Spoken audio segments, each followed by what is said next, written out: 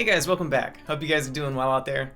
This is going to be the second part of my 4-week challenge to myself to compose a piece, learn it, record it, and then have it uploaded to Spotify by the end of the 4 weeks. If you check out last week's video, you can see where I started the compositional process. I sat down with my guitar on camera and just tried to noodle through some ideas. I tried to find a basic A theme and a B theme, and this week I thought I'd update you on my progress. So basically what I found is that writing a solo classical guitar piece is about exactly as hard as I remember it being. So after I got some ideas after last week's video, I sat down at the piano and tried to flesh them out and then develop them a little bit more, come up with some more harmonic content, which is a little hard to do on the guitar sometimes, at least for me. I like to sit down and actually use both hands to come up with some interesting chords. I like to do a lot of bitonal things, you know, where you superimpose two triads, which is really cool on the piano, but when you switch it to the guitar, it doesn't work quite so well just because you don't have enough strings to actually get, like, you know, really two triads to make it like a really complex sound. So I found that really frustrating. If you want to follow my real-time progress with this vlog and like how I'm actually learning the piece and playing the piece and a little bit of how it sounds, go ahead and follow me on Instagram. I'll link that down below. I've already made a couple posts about how I'm trying to transcribe my loose sketches into Dorico so I can get an actual score to work with, because next week I actually have to learn this thing and record it. So I'm kind of worried about that, but we'll get there. And you can actually see a small snippet of the piece where I play like the first, I don't know, like 4 bars or something, and I'm trying to learn it, and for the video you can see like the most hilariously missed like artificial harmonic at the top, just because I'm sight reading like my own score, which by the way is the weirdest feeling as a composer, especially if you write at the piano or something like that. So by the way, the reason I don't normally write for the guitar is just because I find there's a kind of a loose balance that needs to be struck when you're writing for an instrument. It needs to be guitaristic in the sense that it can't be like super alien to the instrument. Because I find when that happens, like with, I don't know, piano transcriptions that are a little too literal, the guitar sounds really bad. Like, you can try to keep the counterpoint, you can keep like some of the same chord voicings from piano and just port them to guitar, but most of the time that just doesn't work all that well. Like, the guitar ends up sounding really thin. Same reason I don't particularly care for most like orchestral transcriptions.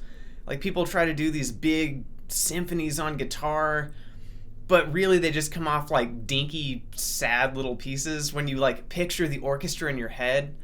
It's like, why would you do that to the guitar? So I don't know, it's just something that I personally with my compositions don't want to do. But I also at the same time, I want to have interesting enough harmonies. So it has to be idiomatic to the guitar, but at the same time I want the harmony, you know, to have a really good structure and not just be like a guitaristic finger pattern thing. That's one thing that kind of drives me nuts with certain guitar pieces, is it's like you can tell the person came up with a really cool finger pattern and then did nothing else. Like, it's just like, look at the cool chords, my finger pattern the whole time.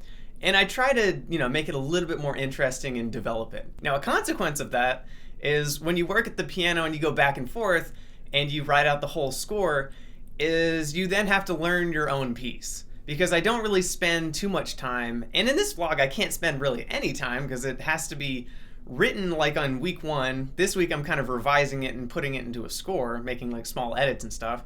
Next week I have to not only learn it, but also record it. And then the 4th week, I'm actually gonna have that uploaded to Spotify. So this is like really a time crunch kind of thing. So I'm gonna grab my sketches and show you how I turn those into a score. Okay, so I'm gonna quickly show you my process for getting my sketch to the actual page. Now, I didn't realize the discrepancy between the two since I've been working in Dorico for the better part of like the last few days, but I forgot how really basic my sketch is. So if you actually look at my sketch, it's really nothing more than like the loosest outline of a melody with maybe some chord symbols. And looking at what I wrote in Dorico, I don't think I followed my chord symbols very much at all. I think I used them as just kind of like a rough guideline and then started fleshing them out.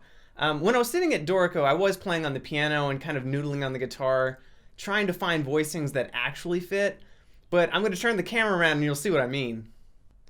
So if you look at my handwritten sketch, it's really nothing more than like a loose melodic outline with maybe some chord symbols up at the top there. And if I go to Dorico, you can see by just the sheer volume of what's actually on the page, how very loose that sketch actually is. And really that's just how I prefer to work. I like to just stay very loose with the sketching process and improvise put it into the computer and then start doing some tinkering. I really don't like to have like a finished product before I start putting it into the computer. Otherwise, I find I really start trying to fight the notation program more so than like actively be creative. So something you might be able to apply in your workflow. Now, if you actually want to hear what this sounds like, go ahead and start following me on Instagram over the course of the next couple weeks. I'm going to start uploading maybe, daily snippets. And then next week, I'm going to walk you through how I'm going to record this and then how I'm going to upload it on Spotify. But that's my time for this week. I'll see you guys in the next video.